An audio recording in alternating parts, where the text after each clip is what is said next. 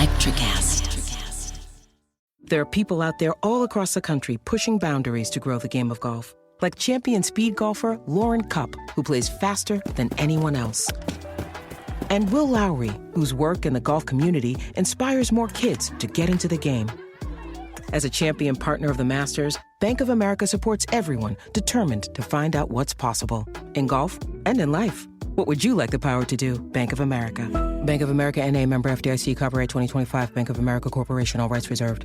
The kids are still at practice, and I have no idea what's for dinner. You can get a rotisserie chicken and 2 sides for just $15 in as fast as an hour with Walmart Express Delivery. Who said that? Who's in my house? Don't play with me, because I'm not the one. It's just your friendly Walmart announcer. This is a commercial. Oh, okay. You were saying dinner for a family was just $15? Yep, it'll be at your door by the time you get the kids home from practice. Order now. Welcome to your Walmart. Subject to availability, restrictions and fees apply. Now that was a helpful commercial.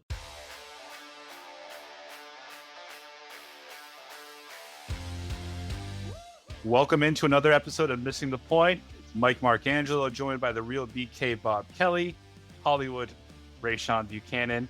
And today we're talking about the Week 2 loss of the New England Patriots in overtime 23-20 to the Seattle Seahawks. We'll dive into that game. We'll preview the Thursday Night Football game against Aaron Rodgers and the Jets, and we'll make our Week 3 picks. But before we get really into it, I know that the Power Ranking show dropped. If you ever listened to that, find that that in the show notes. Go listen to it. DK and Bobby take unmitigated shots at us, right? So we just couldn't defend ourselves, so it was great. But after Week 2, we did do that too. And I have the fucking receipts. I know. Bobby, how are we feeling as a Patriots fan, right? Like, just try to put your 2003 hat back on. Turn yourself back in mode. Yeah, put yourself back into that mode that you were the fan of the championship team. How are you feeling after this game? Pretty good. I know they lost, but they had a couple shots to win that game against a team that no one really gave them a chance of winning coming into it. I wouldn't be feeling bad if I was a Patriots fan. You're a blocked field goal away from winning that game. Yep, true. Ray, I suspect you have a different take. Yeah, but not far off from what Bobby said. I think that obviously when you're kind of beating your chest like they did after Week 1, I think that there was a lot of "I told you so's" going around, whether it was subconsciously or not. I think that maybe into it. No, they definitely were. The players were hyped, like coaches were hyped on the low. Like you could tell they were feeling themselves after beating Cincinnati out there in Cincinnati. And you should, right? When you're a team that was that big of an underdog, a team like you said that hasn't been expected to win many games this season, let alone even be competitive in games. So it came out to give the showing they did at Cincinnati, and even the showing on Sunday, right? Mike and I have talked about this a lot over the last year, but them not being able to be closers at home. And for the most part, they had the game in hand on Sunday. I felt like they got too cute in the second half, but I said, we'll get into that as the show progresses. But don't feel awful. But I do feel they should have been 2-0 after this, despite of what I thought with them coming into the season, because they did enough on Sunday, in my opinion, to win the game, but they just didn't get the job done, unfortunately. Yeah, I think, listen, what you said just a couple seconds ago is the most important part, is like, just be competitive, right? Like, right. If you can win, great. Like, I know that you're in it. Like, you want to get as many wins as possible. You and I differ there. Don't give us the shit that you gave us after Week 4 of last year. Right. Because that made Sundays not fun if you were a New England Patriots fan. It's one thing to be a fan of a team that tried really hard, but it's just not good enough, which I do think is the case with this team. So I know that you said that you wouldn't be upset, Bobby, but Jacoby Brissett had 117 passing yards in the first half, right? He finished the game with 149 passing yards. So he had 32 passing yards in the second half. Is it a fair statement for me to make please, that this team has to play perfect in order to win every game, but just is not talented enough to do it? Yes. Yeah, that's a fair take. What was the score at halftime? It was 17-13 Seattle. Yeah. Okay. So they win it. They win it. Yeah. So I mean, I feel like what it is with the Patriots is they put together two. You can count on them for 2 good drives per game. 2 good drives. So it's on the defense. It's on the defense to do whatever they can do, but that's what you're getting from the offense and Jacoby Brissett. He's not going to lose you the game. He's going to give you 2 good drives. Right. I mean, it just so happens that only one of them was in the second half this time.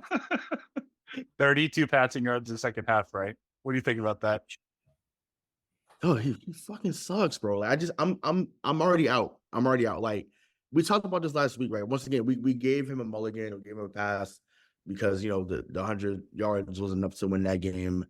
129. 129. Sorry, excuse me. Sorry, my bad. Sorry, 129. But we spoke about it wasn't going to be sustainable. And as much as Rhamondre and Wilson Gibson running game was awesome again. So that we're back to that being a staple again, which I'm fine with. Like I said, like I said last week on last week's show, I feel like you set up the run, the run sets up the pass. So I'm fine with that. As long as you can pass. Yeah, right, exactly. So that's the problem, because once again, you go from Hunter Henry being the man in the first half, and I'm like, okay, like this is, he's come a long way from the Mr. Glass, narrative that we had coming in, and when he came in 2021. But he's had some games here and there, but this was a Hunter Henry game, and you could tell with him early on since he's been here, like when he's going to be heavily involved in the game. And Sunday was that, and then next thing you know, they go away from that. There was no play action involved. It becomes super predictable because they know that Jacoby Brissett is not going to beat you. Once again, he may not lose the game for you, but essentially he really is losing it, because if you cannot throw for a 3rd and 5 when it's 3rd and 6, or if you can't throw at 30, like if you can't throw a screen, the proper way, like it's just there's so many man just does not do.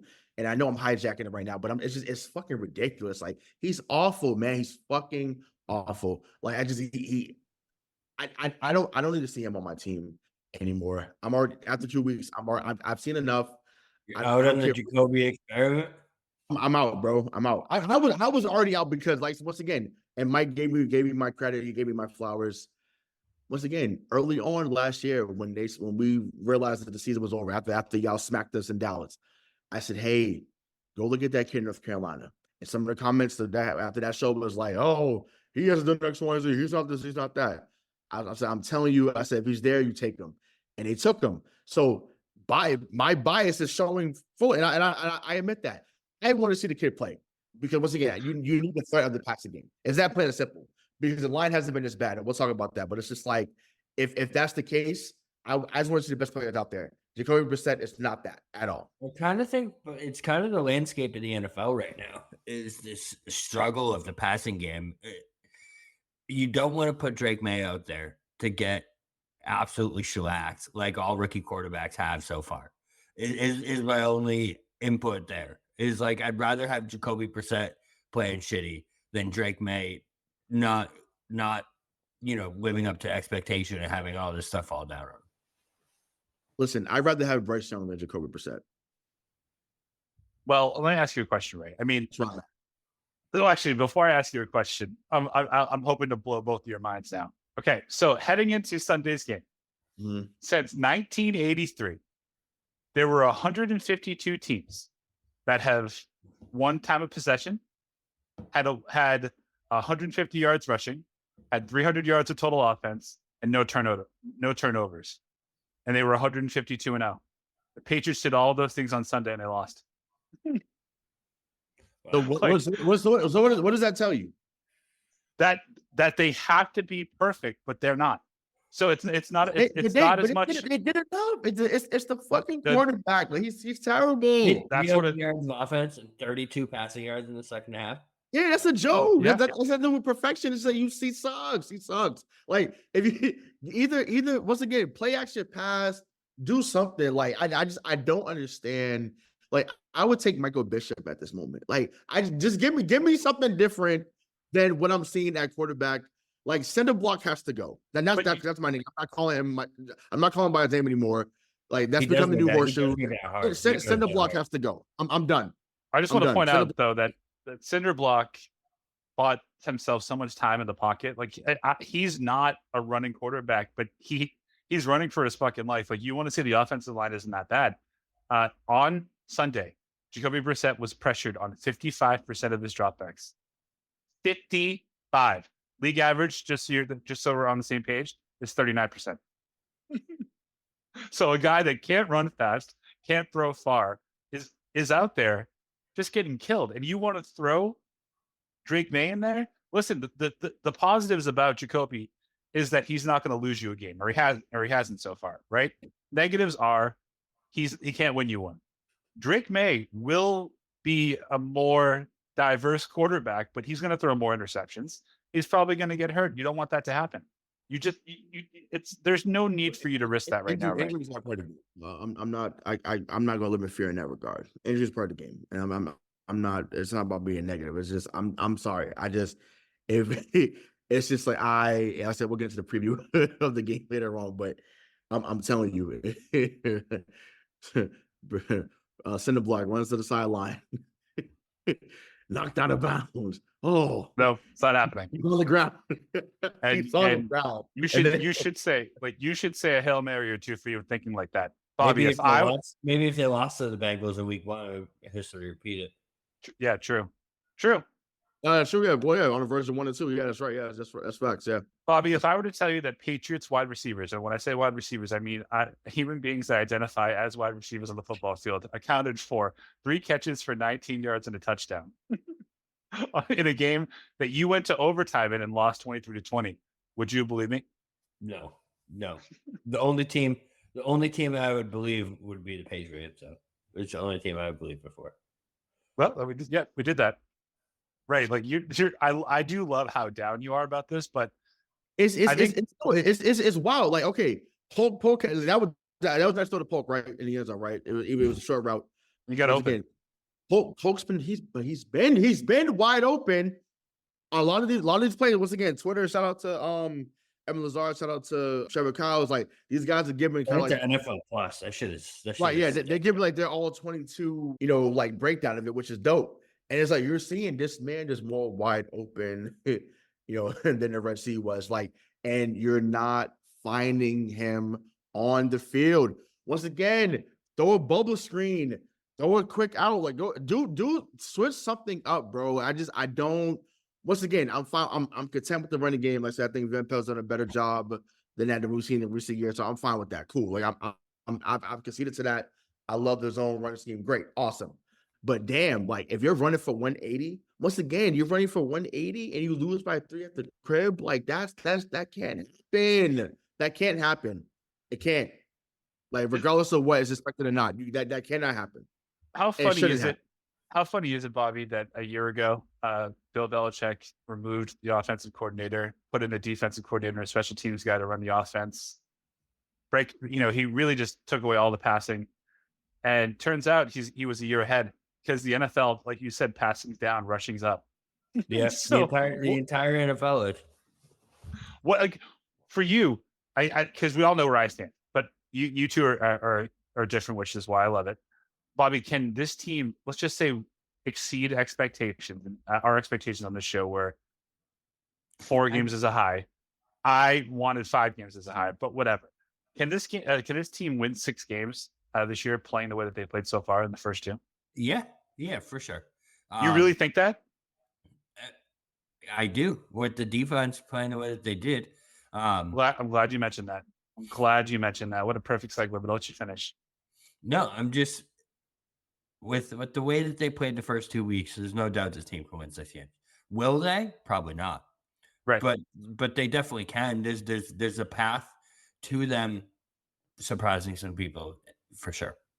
Oh, all right. So Hollywood, Bob Kelly mentioned the Patriots defense, as long as they play the way that they have been playing. DK Metcalf and JSN combined for 22 catches, 250 yards, and a touchdown. How concerned are you about this fucking defense? Because I'm very concerned. No, Gino was out there looking like Warren Moon. Unbelievable. I mean, but even with the They're numbers, still hugging 23 points though. No facts. No, but I'm saying, but it's just like the biggest. I mean, the biggest play obviously was the Metcalf, touchdown. So that was the biggest play of the game for them offensively. But it's the flip side, right? We didn't have the passing game. They had no running game. So you know for sure they're throwing it because Kenny Walker, who I was high on coming out of Michigan State a few years back, he was out for Sunday's game. So they wasn't really running it. So you let Geno just sit back there, get comfortable, get some clam chowder, go to Red Robin, go say hello to Malcolm Butler. Yeah, And they have no pass rush. and just throw for all over the parking lot. So I just, to me, it was wild to see. But then again, that's why they got JSN from Ohio State. That's why they got him. He's going to be Tyler Lockett's replacement when he leaves. I mean, obviously Metcalf is a man amongst boys. Dude is special. There's no other way to say it. Also someone that should have been here or could have been here 2019, but that's another day, time for another day. But yeah, it's wild to me that you let Geno come in here and throw for 344 or 327, whatever it was. But either way, it was over 300 yards. It was insane that he looked that good. But like I said, he's been on a redemption tour since he got to Seattle. So, funny what could have been. So you say, Bobby, as long as the defense plays with it does. Geno Smith was 33 of 44 for 327 yards and a touchdown with no interceptions. Does that reek of a good defensive performance to you? They held, what was the run game? 46 yards. So they held the run to 46 yards. So about 20 more yards than Jacoby Brissett had in the second half. So imagine that. That's oh my God. Oh. So once again, you can't you still were in this game the entire time. Right, but the reason that we weren't, you're going to say it was a blocked field goal, and you're not wrong, but it's really the blown coverage, isn't it? Yeah. JSN was open the entire game. And how do you not have safety help for Christian Gonzalez on DK Metcalf in that situation? It did. They blew the coverage. Right. Yeah, you know what I'm saying? Once again, I mean, obviously, and I actually shout out to Duggar for being accountable and saying that it was on him. He easily could have said something different, but I appreciate him, stepping up and taking that blame there. But yeah, I mean, listen, DK Metcalf is special, so like I said, it was going to be tough to stop him anyways. But it just looked so bad. Well, it was like they was about to collide. It's like you and like collide, like that's what it looked like. It was out of control. It's like, damn, like this makes us look foolish. And another blow was dealt to the Patriots on defense. Juwan Bentley tears his pec. He's out for the year. This comes at a time when obviously we're down Christian Barmore. Trade Matthew Judon. Yeah, we traded Judon. No one left. Yeah, so realistically, Bobby, because you were just recently in a situation like this, right? Like it's different personnel, but Diggs went down for you, and the season was obviously different last year when that happened. That was last year, right? Yeah. No. So, how much faith do you have, as just an observer, that this defense can, rally together and band-aid it up, knowing that the architect of the defense over the last 24 years is not walking through that door? Not very much. There's no one left. Who's even left? I can't even name a defensive lineman on the Patriots right now. You can't. I literally can't do it. So, come on. I don't think I can do it either. That sucks. Yeah, but you got Dietrich Wise. That's it, right? Yeah, Dietrich Wise. Dietrich Wise. That's it. Okay. Yeah, that's about it. Keon White, is he a lineman or a linebacker? What do you want to call him? He's more of a hybrid. He's a man. Like let's put that out there. Like that man has arrived. Like so, whatever. Thanks, Bill. Yeah. Thank you. Because I'm like once again, but to his credit, we've always said finding defensive talent wasn't the issue. It's just you couldn't find much outside of a running back on offense. So cool. Tight end, that's fine. Right. Yeah. Exactly. But it's just man. But Keon White, that brother is special, and we all know he would have been gone in 2 years had Bill still been here, because he would have been like, "Hey, you're playing too well, buddy. I'm not paying you." And he probably would have traded him to y'all, Bobby. He would trade y'all down to Dallas. Oh, can you imagine him? Can you imagine that? Oh, and Micah, Micah, Jesus. So, Great. Bobby, I'm just a little confused. How do you go from saying if the defense can play the way that it has, that they're going to surpass expectations? I forgot about Bentley being out. I was going to say, then in the next sentence, say, you know what? Fuck it. They definitely can't hold this together. Yeah, I forgot. The injuries have really piled up for him. But this is where, so obviously, Mayo is in his first year. Covington, who has been there since 2017, is now been thrusted into that coordinator role. So, I mean, my thing is, I'm sure they're probably racking their brains trying to figure out what's next. But it's like, yo, take on this challenge, because now it's like you're gonna have to be a little more. You have to be better schematically. You're gonna have to be better with the discipline. You have to be better with a lot of different things. So, I'm intrigued to see what they do, not just tomorrow night as we record on Wednesday, but it's what they do for the rest of the season. Because, like I said, Bentley's out for the year, which that seems to be the reports that's been out. How do they scheme up the rest of that defense? How do they, is this the rise of Marte Mappel, who we haven't heard much since he came out of Sacramento State a few years back? Who becomes that person? I don't know if Anthony Jennings from Alabama is on the team or not. I'm not sure. I can't remember, but he is. Okay, so It's like, do you finally become something? Like, cause it's just like, he's also been, he's just been, a darker shade Chase Winovich. He hasn't done shit. He hasn't done anything. So something needs to give. Something's got to happen. All right, pull us off the ledge, Bobby. Who? Right. What please. are the bright? Please. What are the? I'm not going there. What are the bright spots of this game that we should be talking more about? The fact that you were a block field goal away from beating a team that's 2-0 right now. Well, and a 54-yard fucking bomb. So yeah, 2 big plays away. With 2 big plays and a pass interference that was questionable in overtime. Oh, Dr. Jones, yeah. You think that was questionable? It was somewhat questionable. Everybody doesn't get that call. Let's just leave it at that. Yeah. Let's leave it at that once again, because those that are listening, you know what I'm talking about. Not every team gets that call, and we're no longer in that position to not get that call, but other teams are.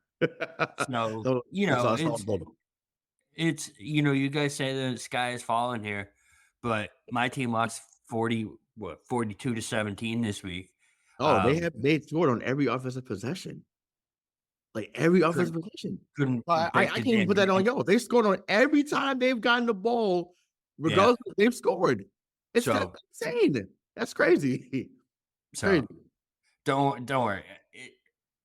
It was a bad loss because they had it, but it was not a bad loss because they had it, if that makes sense. It doesn't, but I knew that that it doesn't make sense either. No, it does make sense. Yeah, I know what you mean. Right.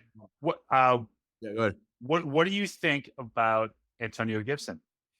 Is he everything that you wanted out of a backup back? Well, I mean, I thought that he was good in Washington, so I didn't know what he would be here. Because once again, I think that surprisingly, despite what you thought he was going to be here, talking about Zeke, I thought Zeke had a pretty good year here. Last year. So I was hoping that Antonio Gibson could be at least that, if not a little bit more.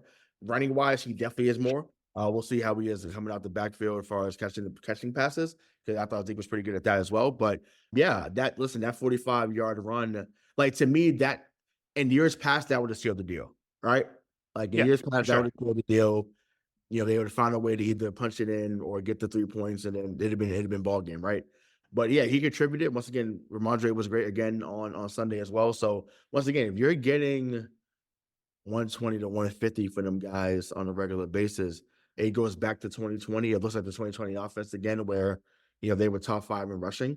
They're well on their way to being a top 5 rushing attack in the NFL. So that part has me excited. But there's just some things discipline-wise they have to clean up in order to at the least be competitive, not just for the right now, but going forward. But they have things to build off of from Sunday. For sure. It's just a matter of, is it going to be something that comes to fruition, in week 3 and in the weeks to come. Do you think Cam Newton has a better arm than Jacoby Brissett? Absolutely. Absolutely. Bobby? No. Cam really? Cam Newton's arm is jelly, bro. That thing is jelly. If Cam Newton is jelly, what's that, jam? I what? Come They're on, equal. come on, Bobby, come on. Equal. Come on, Bobby. You know too much to make a statement like that. You know that man. I'm just putting it out there that in 2020, Garbage. even with inflation, we paid Cam Newton $1.3 million to be a starting 1.3? quarterback, and we're paying Jacoby Brissett $8.5 million. Oh, but no, Eight and a half. but to your point, Mike. And once again, I mean, he ended up getting hurt, so we don't know what would happen here. But it's Russ.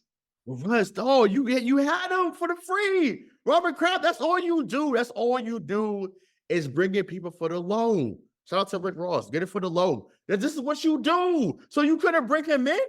You want to give a guy that won 2 games during the Deflategate $8.5 million? What? Like it's worse than what I imagined, right? Because once again, you try to talk yourself into it, like, man, like maybe if he could be, but you know, I don't think he's that bad. You guys, stop, Bobby. What 149, bro? No, wait, hold on, Mike. Sorry, God. Once again, Bobby, I love you, brother. I love you. You're my guy. I love you. If Dakota Rain Prescott threw for 149, you would rip him to shreds on the show. Yes or no? yeah, that's probably true. Okay. And context also matters, though. This is This will heighten Ray's point to Bobby. His 149 was his makeup game after throwing 127. The joke. So in 2 weeks, you throw for 276 yards. Correct. Unbelievable. Completing Real. 61. No, I think he's at 58% of his passes. 58%. So you can't even get to 60. That's pretty well. His other ones they're more than 5 yards out. But you know, you're sounding pretty negative on Jacoby, which, listen, I'm here for. Yeah. But as a team overall, just remember when we did our predictions for the Patriots, you had their first win coming, I think, in like week 6. No, facts. So are they better than you thought they were going to be?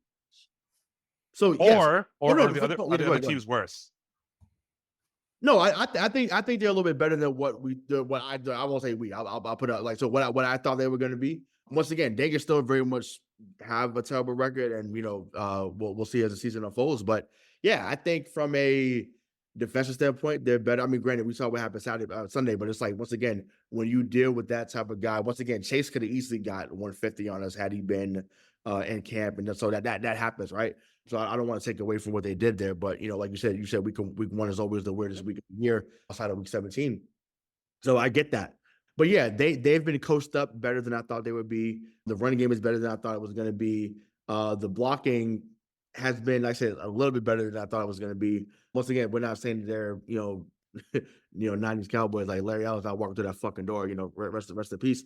But it's just like I'll take what they've done so far, because once again, he hasn't been on his back 5, 6, 7, 8 times like we was expecting him to be, because getting pressure and being on your back is 2 different things. So yep. I just once again, they've been coached better, because I think they were more physical during training camp, which is something that's a lost art in the NFL nowadays. During practice, they don't hit as hard. So I think doing that has prepared them for the physical aspect of coming into the regular season. So kudos to them for that. But they still have some things they have to fine tune, and hopefully they do as the season wins.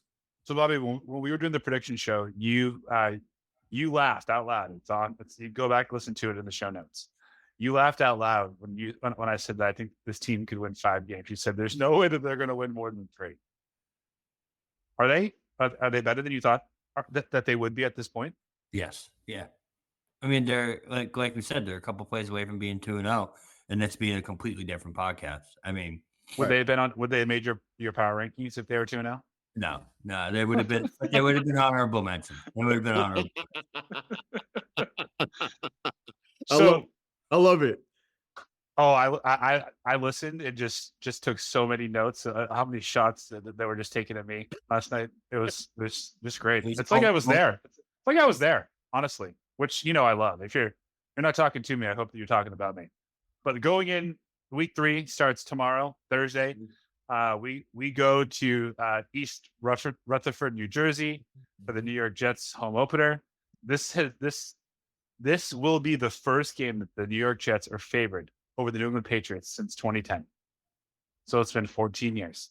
Crazy. Also, Geno Smith did something to us that Aaron Rodgers has not done in the game since 2012. He threw for 300 plus yards. How do you think, Bobby, our defense is going to hold up against Breece Hall, Aaron Rodgers, and Garrett Wilson? It's been a different kind of offense for the Jets so far. So Yeah.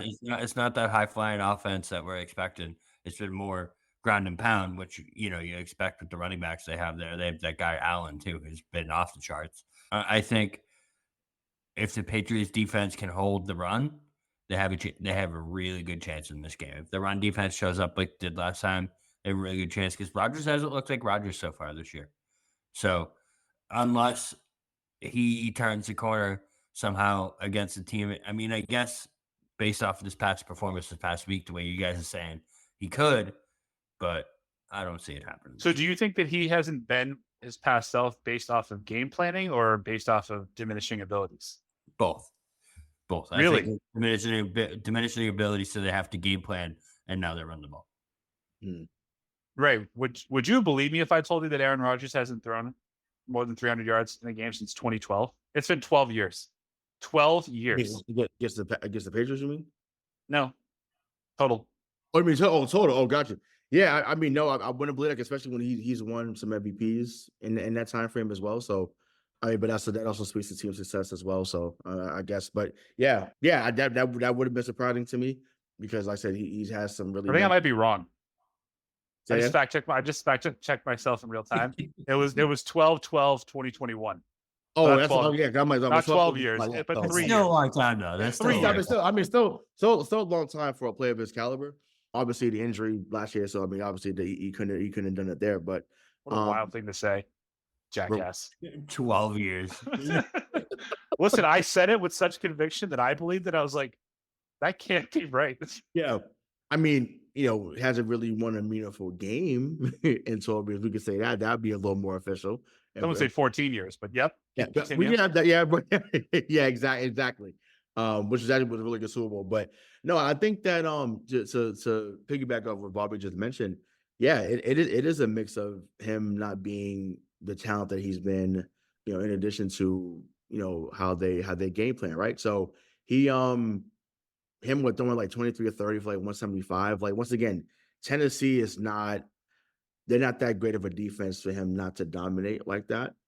So it's just like I don't know. Once again, I think that they were trying to preserve him. And I think in back of Robert Saleh's mind and just their organization as a whole, I think they're trying to preserve Aaron Rodgers as much as possible because of what happened last year in that Bills game on Monday night. So maybe they let loose a little bit more. It is a short week, so I think we can expect more Breece Hall. We can expect more of the Allen guy that Bobby just alluded to. So I don't think, and I'm saying respectfully, or say Grayson. Respect, and also just the Jefferson's line. Respectfully, Garrett Wilson is not DK Metcalf either. He's not. He's good, but he's not DK Metcalf either. So I don't see him going, 10 to 150 on us. Could he go 5 of 80 and a touchdown? Absolutely. But I like my chances with Gonzo at the helm against him and see what him shouting him all over the field. So, but yeah, either way, it should be a good game. I think the guy you're thinking of, Bobby, is it Braylon Allen? Braylon Allen? That's right. Braylon? Yeah. Braylon. Yeah, I think that's right. I think I honestly think that the Jets are game planning Rodgers and the offense this way right now because they didn't pay him all that guaranteed money to run all around the field and throw 300 yards in weeks 1 through 5. They want him to do that in weeks 18 and then the playoffs, right? Like there's no need for them to empty the tank right now. If you can win games and obviously they're 1-1, then do it with the run. Like that's why you drafted Breece Hall, right? That's why. And I'm unlike you. I do think Garrett Wilson. Maybe not DK Metcalf. He's elite. Yeah, he's pretty good. Oh, he's very talented. But you wouldn't say he's a top 10 wide receiver in the league. Bless you, Bobby. Thank you for muting. Sure. I mean, okay, you have Jefferson. Yeah. Devontae. Let's do this exercise. So Jefferson, Devontae, CD, Tyreek Hill, Chase. Let me see. I'd put DK at 6. Amon Ra. Yeah, I'm Russell Brand 7. You think DK Metcalf today, this year, 2024, is better than Amon-Ra St. Brown? No, Amon-Ra is better. Well, yeah. So we can switch. Okay, but either we can switch that. Fine. So Okay. I'm on 6, DK 7. Okay, let's see 8. Like Mike Evans. Don't forget about Mike Evans. yeah. Okay. He's still top 10. Yeah, he's still yeah. So I put Mike Evans at 8. 9 For me, it's then for me in 9 it's Garrett Wilson, and 10 it's Devo or Ayuk. You pick. So to me, Debo's better. I would agree. I'd put Debo at 9, and then. So how do you feel about? He's hurt. No, wait, is Diggs? Hold on, y'all. Diggs is no longer top 10 to y'all. Diggs. I might put No. Nico Collins over him. When healthy though, he's not top 10. I Like right at 10, like not 5 or 6, but just like right at 10. I think to me, when Diggs is on, he's as good as anybody in the I league. don't know, man. Nico Collins looks better. I mean, right Yeah. now, but right now, you're right. Right now, Nico has been proven to be the man over there. But yeah, But I would say just think about what Stephon Diggs did with bad quarterbacks. There Mhm. wasn't really anything versus Right. what Garrett Wilson did with bad quarterbacks. true. What I would say like the volume's probably higher because they're throwing all the time, but Mhm. he made Zach Wilson look respectable. right. And then I forget. couple times. I can't believe we didn't even say this because I mean I know they lost on Monday night, but I mean what AJ Brown or Devontae Oh, I Smith. forgot about AJ Brown. Yeah, he's up there. Yeah, he's Brown or Smith. That's what I'm saying. To Yeah. me, those are guys that are in that. They're right in that category. Yeah, So you're right. You could put He's him in that tier, though. Oh, He's in that tier. He's in yeah, that. he's in that tier though. He's in that tier. He's in that he's not 8 top 10 through yet. 12. He's through- borderline top 10 though. Borderline for sure. Borderline, in my opinion. Well, I just wanted to make sure that we put a little respect behind Garrett Wilson's name because I fully believe that Christian Gonzalez is going to shut him down this week, and we need to make sure that we pump him up a little bit. Yeah, and no, then we for can sure. I mean, share his listen, accomplishments. give credit where it's due, but like at the same time, it's like once again we have seen what Gonzo's done. Even then, outside of the blown coverage on Sunday, DK didn't go crazy when Gonzo was the primary receiver. I mean, primary defender. Excuse me. So it's like once again he blinked. He caught 12 balls for 120 yards. Right, but I'm saying, but I know they moved him around though. It wasn't all on Gonzo. So I mean, once again, I know, schematically, once again, you have to be better come Yep. Thursday. But once again, it ain't like Garrett Wilson ain't capable of doing what I just said. But I'm saying, to me, I don't think that's gonna happen. Once again, you have a good shot of winning if it's 5 for 80 and a touchdown, and not 12 for 140 and 2 touchdowns. Like Here's how I would. And that's the case, it's over. You're gonna get blown Here's out. how I would grade who's a better wide receiver at this point in time. Right now, if DK Metcalf was on the Patriots and Jacoby Brissett was a quarterback, do you think he would do better than Garrett Wilson on the Patriots? I don't. I think Garrett Wilson would do better. You know what's wild, and He has a better route tree. I can't believe I'm saying this. Here we go. He, Mari Cooper. no, Marco, but no. He would relegate to the best blocking wide receiver in the league had Jacoby Brissett been a quarterback here. I mean, if he was playing with Jacoby Brissett. DK. Yeah, DK Metcalf. Yeah, of course. He'd be the best blocking wide out in the league, and we'd be talking about, man, what a block he had on the outside screen, what a block he had on that crack, on that zone run, like that's fucking insane. He'd be our 7th offensive lineman. Yeah, the dude could go. Yeah, exactly. The dude could go for 80 at any given time. So yeah, he would become, N'Keal Harry 2.0, which is why. So all week, it's been a short week. So for the last couple of days, we've been hearing from down in Foxborough, Bobby. This is what the team has been saying. This is what Gerard Mayo's been saying. Everybody's been saying that they're going to get the wide receivers more involved this game. Do you really expect? Like, do you expect? Right. So, but do you expect the Patriots to try and go against the grain and say most Thursday nights is they focus on running and packing it in? Would you be surprised if they tried to quote unquote air it out as much as Jacoby Brissett could? Yeah, I think air it out is a very relative term the way you guys are talking. Well, remember he did go 8 of 12 in the first half for 117 yards. Oh my. Oh my. Yeah, I mean, if that's what they're saying out of the camp, then that's what the plan is. But whether they're actually going to be able to do it is a whole different topic altogether. And let me be clear. Especially with Sauce locking it down in New York. Yeah, no facts. No, Right. I love it. I love his game. But now, if you're telling me he goes 8-12 for both halves, so and that'd be 16-24 for 234 and a touchdown. Sign me Perfect. up. Perfect. I'll take it every week. The problem is, he's not going to come close. Do you want to know who agrees with you, Ray? Las Vegas. You want to know why? You want to know what the over-under is for yards for Jacoby Brissett for passing yards in this game? 120. 165 and a half, which, by the way, is one of the lowest over-unders for a quarterback for passing yards in the last 15 years. That's some 1975 type shit.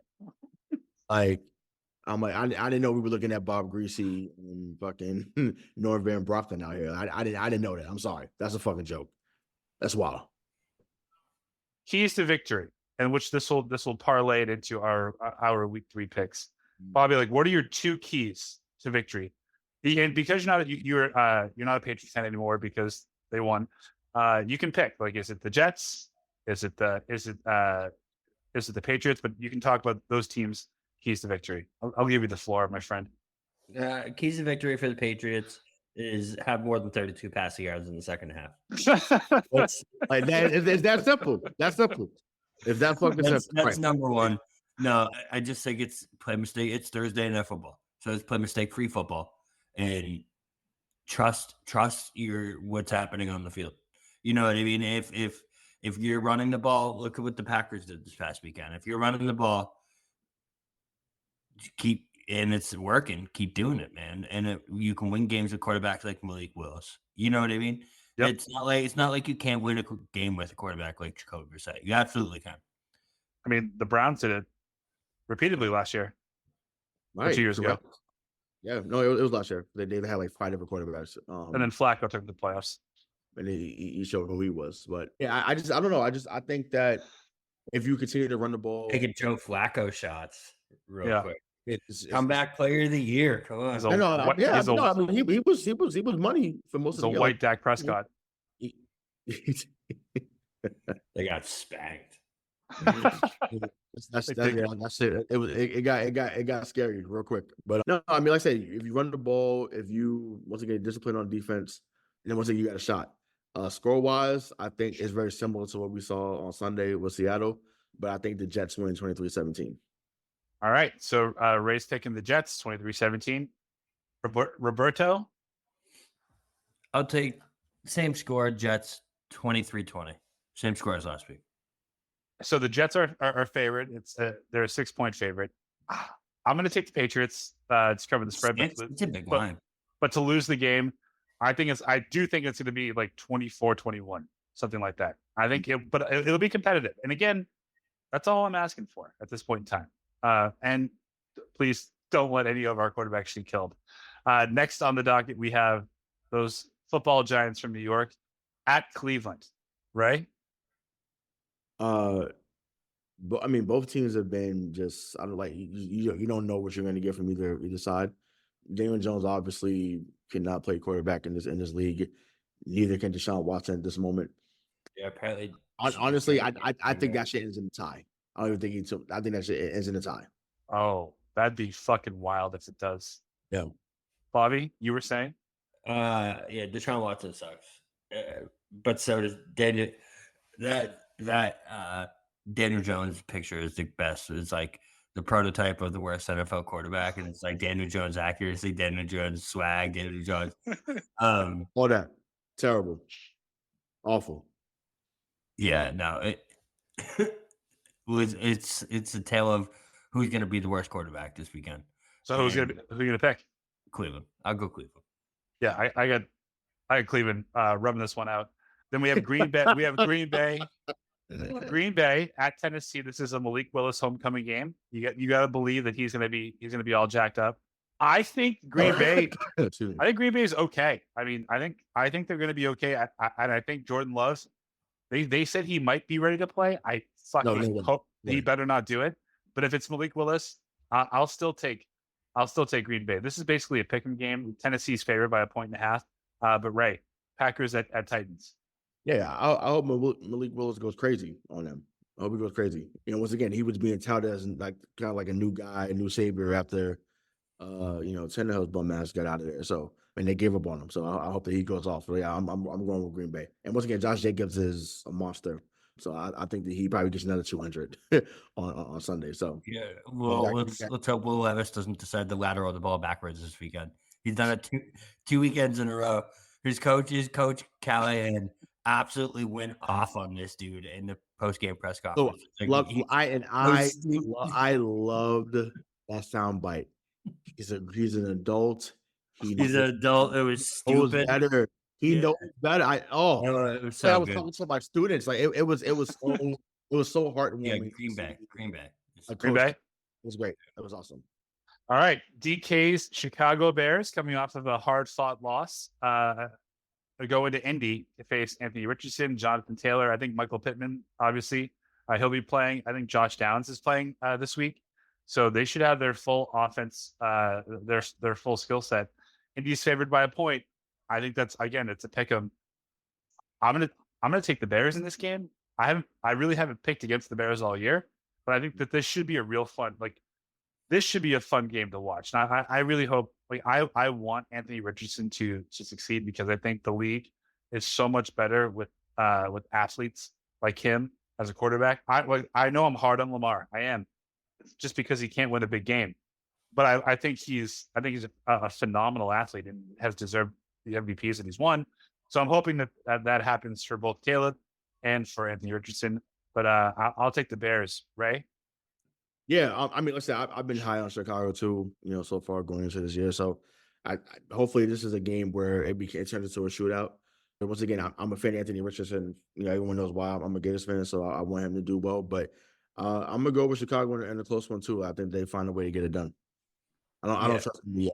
I'll go with Chicago too. They did this past week against Green Bay. You knew all Green Bay was going to do is run the ball. It was that was the game plan. That's what they were going to do, and they couldn't stop it. Crazy. So if there's something that's going to break the Bears out of this funk that they've been in, this offensive funk, it's facing a team that can't defensive game plan against the most obvious game plan ever. So, but I mean, I'm going with the Bears. To the point that you and DK talked about last night, it's like you mentioned, like their passing attack isn't great. It hasn't been great so far for Chicago. But DeAndre Swift, like he can't make that. He can't make that first guy miss. Yeah, he can't. Yeah. Like that's very different back than Josh Jacobs. I think we can all agree on that. Oh, yeah. For sure. I'm high on Swift. I love him. I literally have him in every fantasy league, which is probably why I'm losing every fantasy league. Now we have Houston at Minnesota. I mean, I didn't think that Minnesota was going to be this good. Unexpected power versus power. But this is why, and DK looked at me like I was crazy. I was like, when you have the guy at wide receiver, it changes your life as a quarterback, and that's what we're seeing with Sam Darnold so far. 95-yard touchdown. Could it still implode? Absolutely. Once again, right now, we're not talking about week 7 to week 8, but right now, them boys look ready. And I'm sure Jets fans and Panthers fans are looking like, what the fuck is this? Where is this coming from? But once again, respectfully, y'all have not had Justin Jefferson on your team. That man is special. The ball is going to him, and you can't do anything about it. I was gonna say you can't teach that, but I was trying to figure it out. But yeah, but it's that them boys are special. So I'm gonna go with the upset. I'm gonna go with the Vikings winning. Jefferson is questionable / doubtful. Oh, I believe it when they say he's fully out. But if he's out, it's no brainer. If he's out, it's obviously Houston. But if he plays, I'm a rock with Minnesota. No, I'm going Houston. They're just such a wagon at this point. I love the Minnesota story. They did upset San Francisco. Right. I'm not counting them out. Definitely not counting them out, but I'm going to have to go with you. And San Fran is better than Houston. San Fran is better than Houston. So it's just like, Yeah, once again, we can't say about McCaffrey being out because once again, Buddy just ran for 180 even without. So I mean, it's plug and play with them boys at running back. So we can't say it's because of McCaffrey being out. You can count him being out 3 or 4 games a season, anyways. That's not an opinion, that's a fact. So yeah, but yeah, that should be a good one over to shootout. The Eagles go into New Orleans and try and tame those Saints who have scored on every offensive possession this season so far. So Philly needs a bounce back game after their prime time loss to Kirk Cousins. Let that sink in. That like one of 4 teams in the last 10 years. Like that, Mike? You like that? You like that? Hey, he's won 4 or 5 or something like that in 12 years. Yeah, but he's won 4 of his last 5 in prime time. Is it true? Yeah. Yeah. He must be a friend of the show. Yeah. All right. So Philly at New Orleans. Who do you got, Bobby? Oh, it's a tough one because New Orleans has been the team so far. You know, they beat up on Carolina and they beat up on Dallas. Wow. Who's favored? New Orleans is a 2.5 point favorite. 2.5. Wow. Really? That feels low. Yeah, if AJ Brown plays, I got Philly. I just think they're better. But I mean, I think it's a good test. It's a very good test to see exactly what New Orleans is, because if it's a close game or another blowout for New Orleans, then obviously they're for real. But if New Orleans isn't for real, then Philly wins it. And is that the Superdome? New Orleans, yeah. Is it the Caesars Superdome, whatever it's called? Yeah. Yeah. Yes. Yeah. It's always going to be Mercedes-Benz. I was just there in July. I know it's not. I don't think it's Mercedes-Benz anymore. No. I know. I'm messing with you. It is Caesars. Yeah. Yeah. I went to the casino after. It was pretty dope. But the sports books, man. Yeah. Oh, it's amazing. But let's talk about that out there. But it's different down there, and that arena is different. To me, I'm gonna go with the Saints. I think that they won't blow Philly out the building, but I'm gonna say they win by a touchdown. I just think that like I said, them boys. I can't believe that Derek Carr is looking this good. It's unbelievable to me. Hate it. It's wild. But I said, Chris Olave, Alvin Kamara. Alvin Kamara does not get enough love. That dude, when healthy, once again, we were talking about him being a top 5 back. He does everything. So he runs well. He catches passes well. He's real shifty. He's carrying my fantasy team right now. Yeah, he just does everything well. So it's the first time I think he's really been healthy too. I think in a few years too. So it's amazing what happens when your best player on offense is available to play. How good you look. So yeah, I got them by a touchdown now.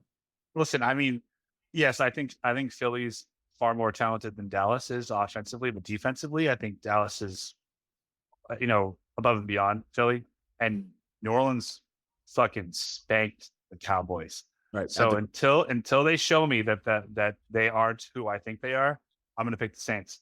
Chargers at Pittsburgh, battle of 2-0 teams. Bobby, I think we'll see it's smash mouth for a smash mouth in this game. Yep. And I wasn't prepared with these picks, so you kind of put me on the spot here, because this is another tough one. If only I'd sent you a rundown 3 hours before the show. I thought week 3 picks just meant just the Pats game, but that's true. Well, welcome. Yeah. But just to give you time to catch your train of thought here, is it smart that Harbaugh is making the Chargers a smash mouth team when you have Justin Herbert as your quarterback? J.K. Dobbins is making him look smart. I know. That's his style, though. That's his style. That's what he does. Granted, worked in Michigan. I don't think he's going to be able to do it against the Steelers defense.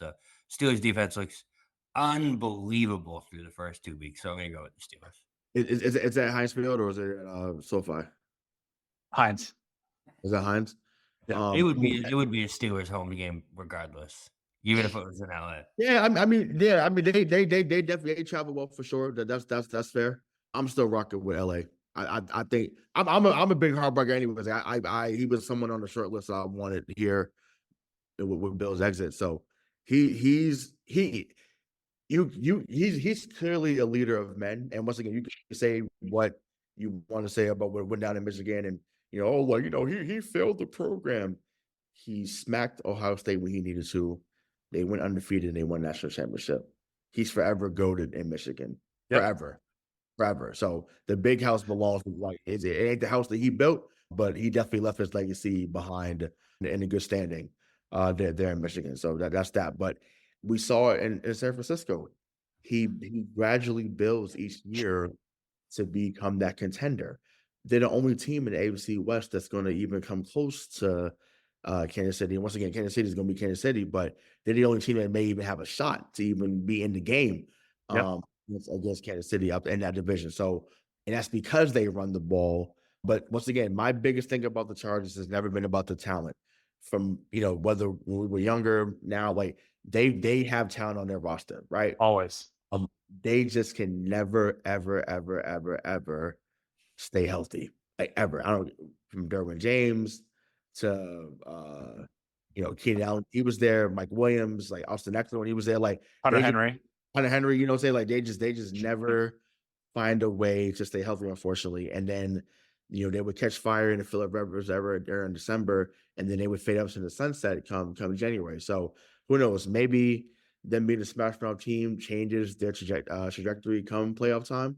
But I think they go in there, and they find a way to get it done. I think it'll be a 3-point game. Spread is so right now the over under for this game is 35.5. It's the lowest in week 3. That's fair. Yeah, and Pittsburgh's favored by 1.5. So you're taking the Chargers. Bobby took the Steelers. I really want Justin Fields to succeed. And I think that this is that's your guy. I know it's your guy. The most formidable defense that the Chargers have come against so far. So I'm going to take Pittsburgh in this game. And I hope it is the performance of a lifetime from Fields, because I feel like they did him wrong in Chicago. Mm-hmm. They didn't really give him all the chances to succeed. They fucked around with him this rookie year. And now that he has a good coach and a solid program, let's see what happens. Denver at Tampa Bay. Can we all just say Tampa Bay? Yeah, no doubt. Hey, listen, Baker Mayfield, man. Damn. Lighten it up, man. Yeah, listen, I mean, once again, but situations matter, bro. It matters. Like, to give him Mike Evans, who's a first ballot Hall of Famer, give him a secondary target and Chris Godwin. He's been balling. And everything they wanted him to be in Cleveland, he's now become. And once again, maybe being out the spotlight and just being down there in Tampa, because once again, they don't. Like I said, Tampa's not the team down there. It's I would say if someone lived out there, it's probably goes Dolphins. I would say even Jaguars, then Tampa. No.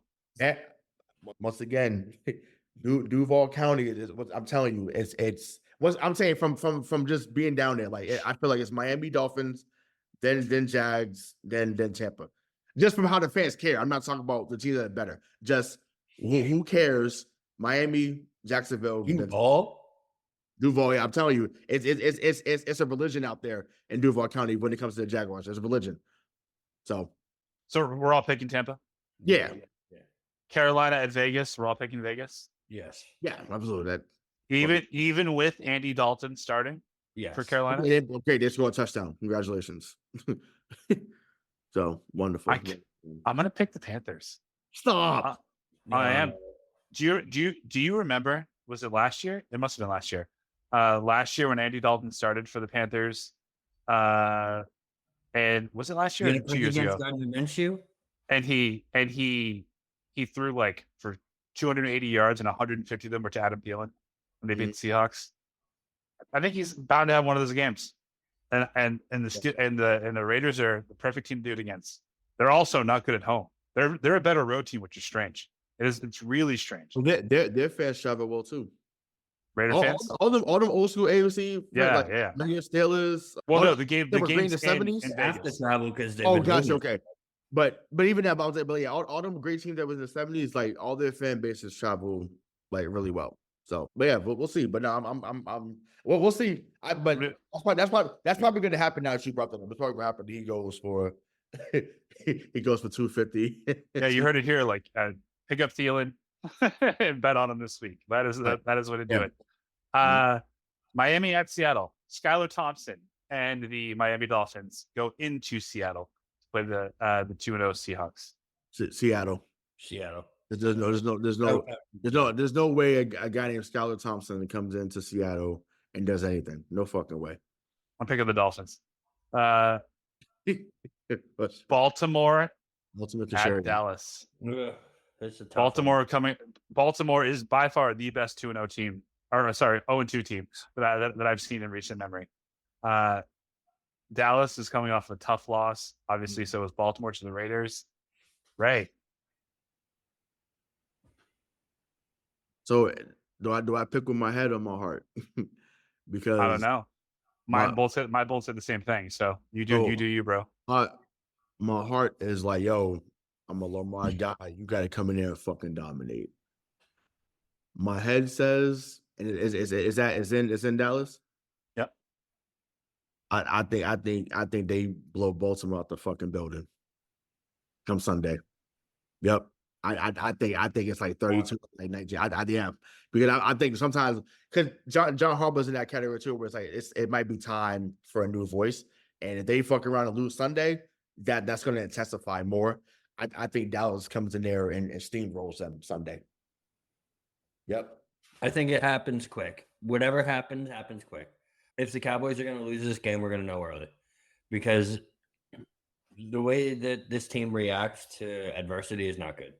So if Baltimore comes in there and puts up 2 early scores, this game's going to get ugly quick. However, I don't think that's going to happen. I'm picking the Cowboys. I think the Cowboys come in. No, you don't say. I think they do exactly what Ray said. They come out, blitzing early, get Lamar moving, and hopefully put a stop. We used to say that about a certain team up here that couldn't handle adversity, and then they figured it the fuck out. So who knows?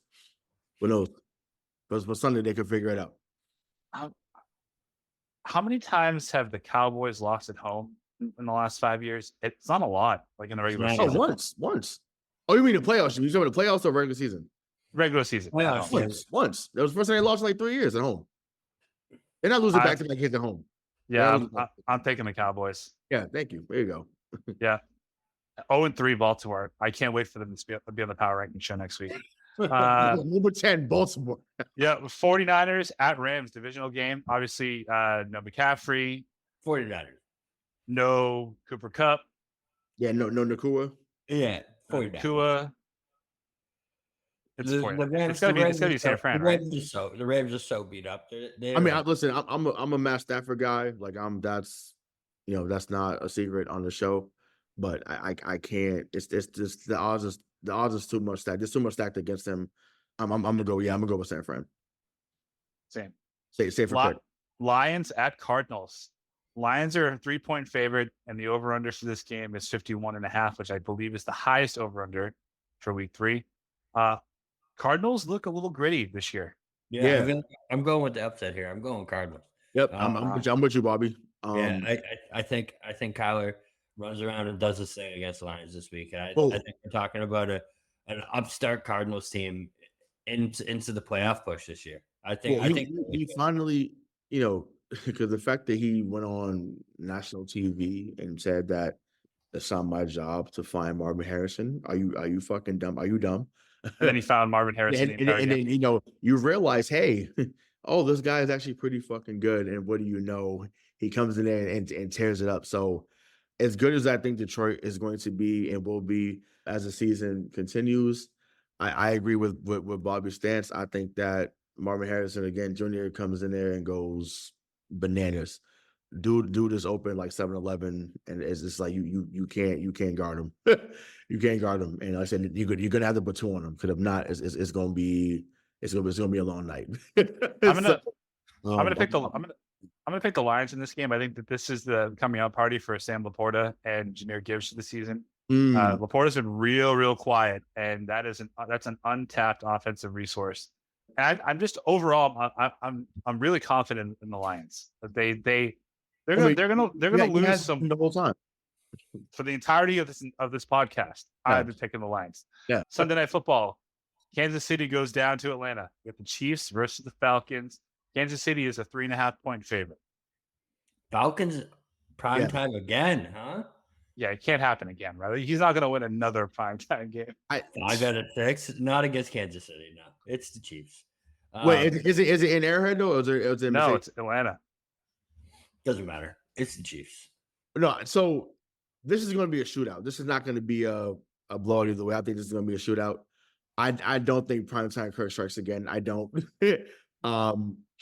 So I guess I can see this being like a 34-27 type game.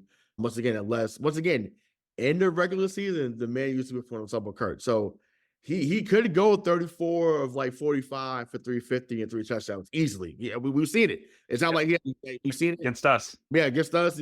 So he can do it, but the 350 still may not be enough because you get 350. Pat might just go 19-28 for 275.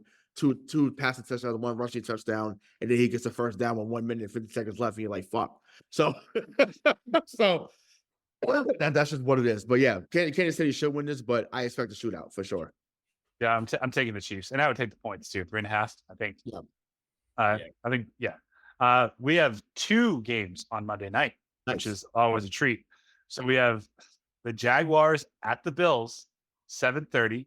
Bills are a 5-point favorite. I'm taking the Jaguars, and not to be an asshole, but Josh Allen does not play well against Josh Allen. Like, it's real. Like, that Josh Allen on Josh Allen crime is real.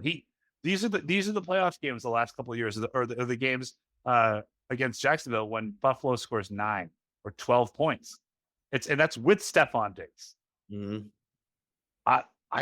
And I'm not even high on or just high in general, or even on the Jaguars, but I think this is the game they can go in and win. It's going to be a tough one. Jacksonville's been sliding since last year. They're like 1-8 in their last 9. 0-3 if they lose this game. I think this is the Trevor Lawrence. If he doesn't win this game, people are going to start calling for, is he real? Or not. Well, I was going to say, they already paid him the money, and they have Mac Jones as the backup. So that is the safest starting quarterback job. Yeah, he's not. Yeah, he's not going to be losing his job, but people are going to be talking about it. Could you imagine though? Could you imagine if they bench him? Well, I'm saying if whether he played that bad or just something wild happened, and I mean, once again, Mac Jones came in there and did whatever. It's like, and lit it up. One personally, I'd be fucking sick. I'd be fucking pissed. Like, I'd want to do a show that fucking night.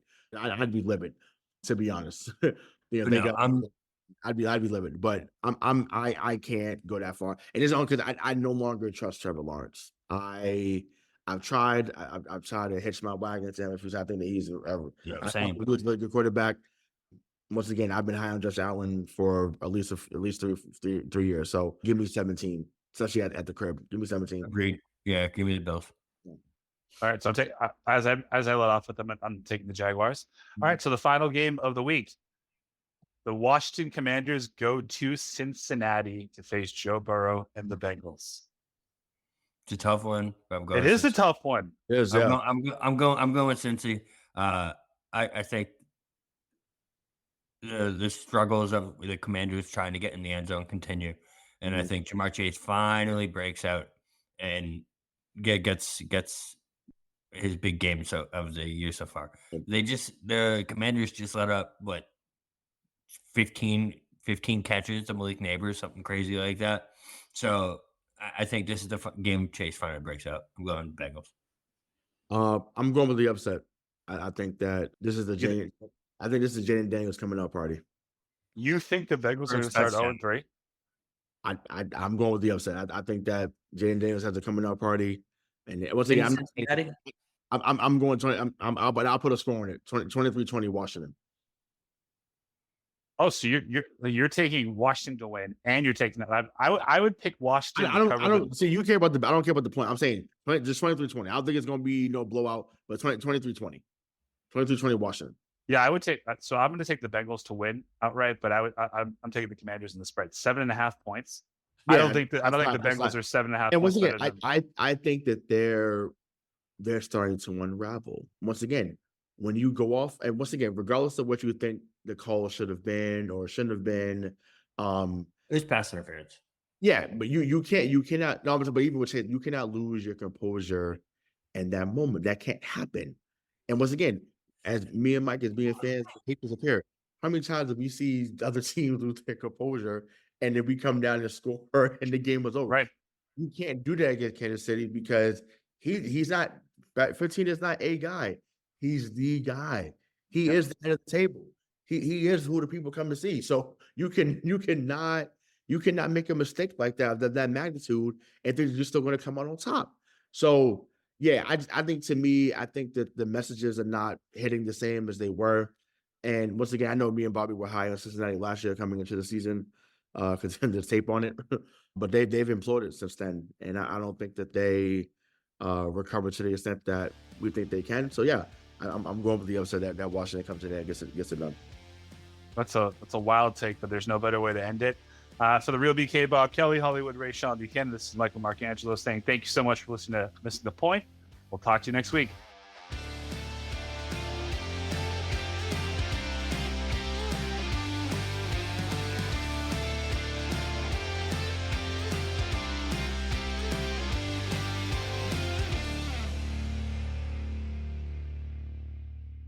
Hi, I'm Sherilyn Fenn from Twin Peaks. What did you do on your last Saturday night? Did you hear something? Toilet paper. There's none. Nada. The reserves have gone dry.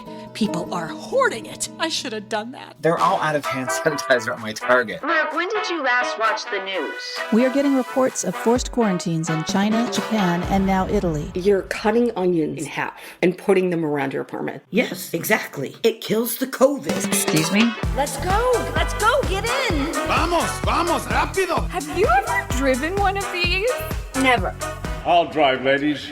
I've got the keys. Excuse me, I'm lost. I'm looking for my wife. I got turned around. Join me, Eric Roberts, Jennifer Elise Cox, and Ed Asner for The Last Saturday Night, an Electrocast podcast. You'll love it. Electrocast. Electrocast. If you work as a manufacturing facilities engineer, installing a new piece of equipment can be as complex as the machinery itself. From prep work to alignment and testing, it's your team's job to put it all together. That's why it's good to have Grainger on your side. With industrial-grade products and next-day delivery, Grainger helps ensure you have everything you need close at hand through every step of the installation. Call 1-800-GRAINGER, click Grainger.com, or just stop by.